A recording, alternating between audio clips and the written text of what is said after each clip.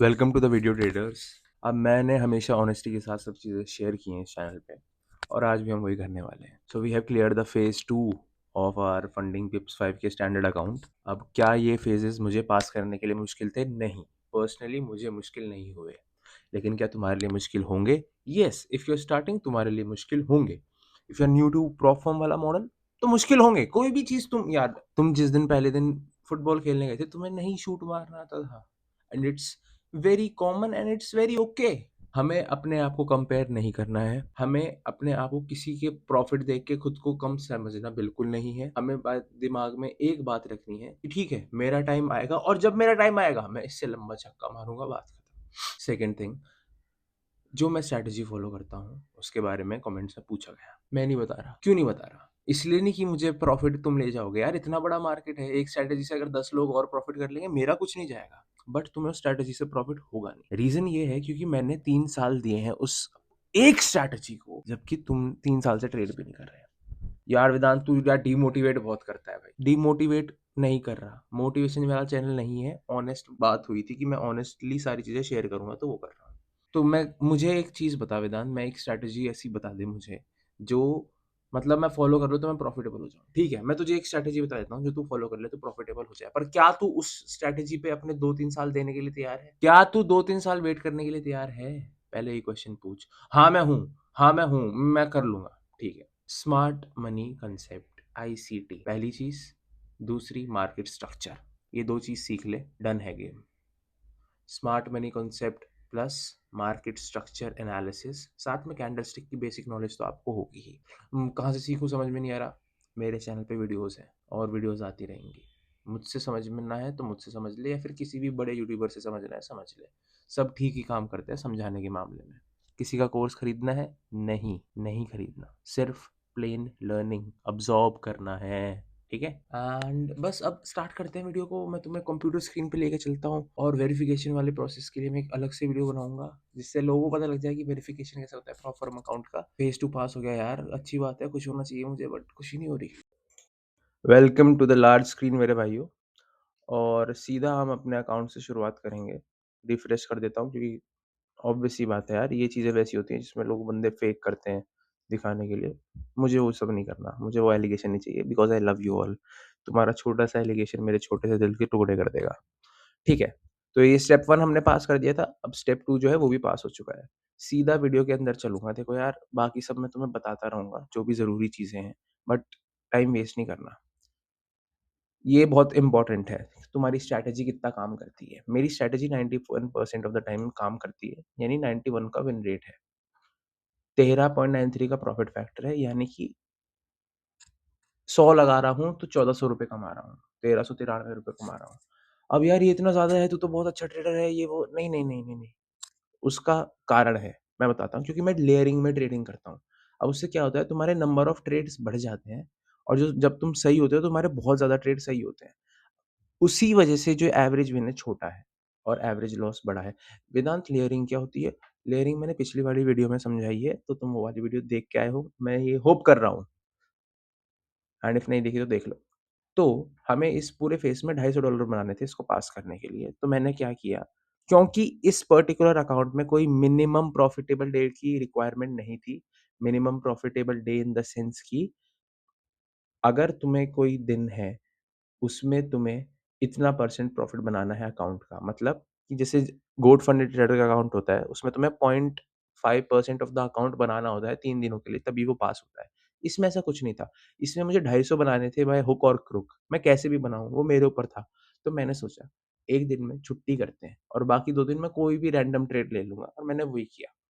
तो हमने पहले दिन 300 कमाए। अब 50 पॉइंट का मैंने बफर इसलिए रखा, कमाने 250 ही थे, कि कल को मैं अगर $10-20 का लॉस कर लूँ और उससे अगले दिन 10-20 का और कर लूँ, तो फ़र्क ना पड़े। क्योंकि मैंने ऑलरेडी $300 का प्रॉफिट कर लिया था on the very first day. बाकी दिन हमने 2 ट्रेड लिए, 1 ट्रेड लिए, ये बस to complete the minimum trading day requirement. ठीक है, अब हम और इन्फॉर्मेशन पे जाएंगे। हमने 0.26 लॉट यूज़ किया है। अब देखो, जो इतनी भी ये इन्फॉर्मेशन है, दिस इज़ बुलशिट। ये एक्चुअली में किसी काम की नहीं है तुम्हारे लिए, तो इसमें हम ज़्यादा ध्यान नहीं देंगे। हम सीधा चलेंगे उस पर्टिकुलर ट्रेड पे दैट मेड अस विन। अब मैंने 2 वर्टिकल लाइंस बनाई हैं, जस्ट सो यू नो कि हमने 17 तारीख को इन रेंजेस के बीच में जो है ट्रेड किया है। एंड आई मेक श्योर कि तुम्हें अच्छे से समझ पाएँ कि हमने ये पर्टिकुलर ट्रेड क्यों लिया। तो इस ट्रेड को समझने के लिए सबसे हम पहले जाएंगे 1 डे के टाइम फ्रेम पे। अब मैं हायर टाइम फ्रेम से लोअर टाइम फ्रेम की तरफ अपना एनालिसिस शुरू करता हूँ। 1 डे के टाइम फ्रेम पे जाते ही हमें दिखा कि मार्केट ने एक बड़ा बुलिश मूव मारा है एंड मार्केट को करेक्शन चाहिए, क्योंकि मार्केट हमेशा जिगजैग पैटर्न में मूव करेगा। तो एक हाई बनाया और एक लो बनाया। अब लो के बाद मार्केट वापस हाई जाना चाहेगा, वापस ऊपर की तरफ जाना चाहेगा। दैट इज़ वेरी एविडेंट, तुम्हें ये चीज़ें पता हैं, ये चीज़ें मैंने भी सिखाई हैं कई बार। उसके बाद हम 4 आवर टाइम फ्रेम पे जाएंगे to make a better confirmation. 4 hour time frame पे मैं गया, मुझे पर्टिकुलरली उस दिन के लिए कोई इन्फॉर्मेशन मिली नहीं, बस इतना कि मार्केट वापस से ऊपर की तरफ कॉन्फर्मेशन बना रहा है, मार्केट ऊपर की तरफ जिगजैग वे में जा रहा है, यानी बुलिश जो है बायस वो ज़्यादा डोमिनेंट है रेदर देन बेरिश बायस। अब तुम ये मत सोचो कि तुम कैसे करोगे, ये चीज़ें समझ में नहीं आ रही। तुम्हें बस इतना ध्यान देना है कि मल्टीपल टाइम फ्रेम में तुम्हें एनालिसिस करना है। 4 आवर के बाद 1 आवर के टाइम फ्रेम पे हम आ गए। 1 आवर के टाइम फ्रेम पे एक बहुत इंटरेस्टिंग चीज़ हमें दिखी। एक बेरिश ऑर्डर ब्लॉक से बहुत बड़ा नीचे की साइड मूवमेंट आया था। ये लेफ्ट साइड में जो देख रहे हो बेरिश ब्लॉक ऑर्डर है। अब जब इस बेरिश ऑर्डर ब्लॉक का ब्रेकआउट आया तो वो सक्सेसफुल नहीं हुआ, यानी कि वो ब्रेकआउट ऊपर गया लेकिन वापस नीचे पिंक लाइन पे आ गया। लेकिन जब सेकेंड टाइम एक बड़ी बुलिश ग्रीन कैंडल के साथ उसका ब्रेकआउट आया तो मैं ये सिंपल समझ गया, क्योंकि यहाँ पर जो सेलर्स हैं वो डीएक्टिवेट हो चुके हैं, बिकॉज वे मार्केट को नेगेटिव वे में फोर्स नहीं कर पाए। तो 1 डे के टाइम फ्रेम पे पूरा मार्केट बुलिश था, 4 आवर के पे भी बुलिश मूवमेंट हो रहा था। ऑर्डर ब्लॉक जो है अब वो इनवैलिडेट होगा। अब इसको तुम ऑर्डर ब्लॉक बोलो, रेजिस्टेंस बोलो, जो ये लेफ्ट साइड में तुम्हें ब्लैक बॉक्स कर देता हूँ मैं इसको। जो ब्लैक बॉक्स दिख रहा है ना, यहाँ से नेगेटिव ऑर्डर आए थे, यानी यहाँ पर सेलर एक्टिवेटेड थे।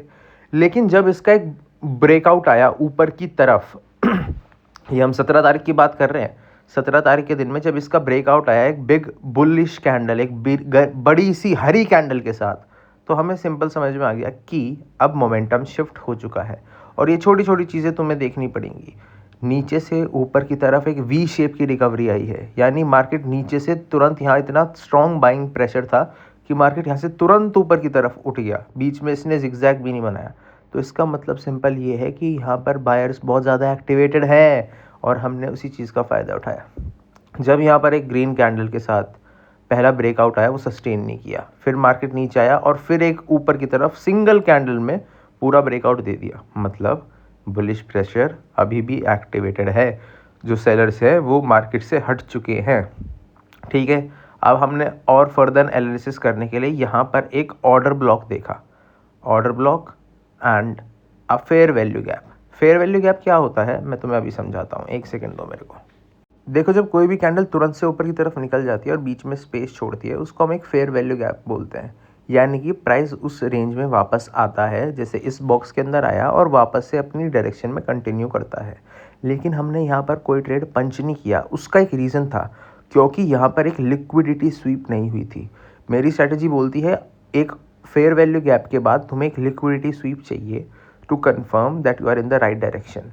तो जो ये लिक्विडिटी स्वीप राइट साइड यहाँ पर एग्जैक्टली हुई है, इसकी वजह से मार्केट वापस ऊपर की तरफ गया है। अब लिक्विडिटी क्या होती है? लिक्विडिटी होती है पेंडिंग ऑर्डर्स, यानी किसी ने इस फेयर वैल्यू गैप में बाय किया होगा लेकिन कोई लोग रुक गए होंगे, कोई लोगों का ऑर्डर पंच नहीं होगा, तो मार्केट वो नए ऑर्डर्स लेने आती है।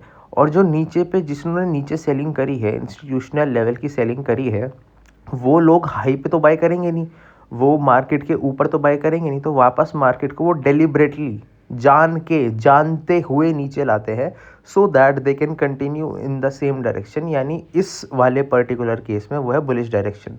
तो मार्केट फेयर वैल्यू गैप से ऊपर की तरफ रिजेक्शन लिया, लेकिन यहाँ पर एक लिक्विडिटी स्वीप नहीं हुआ था, तो एक लिक्विडिटी स्वीप हुआ।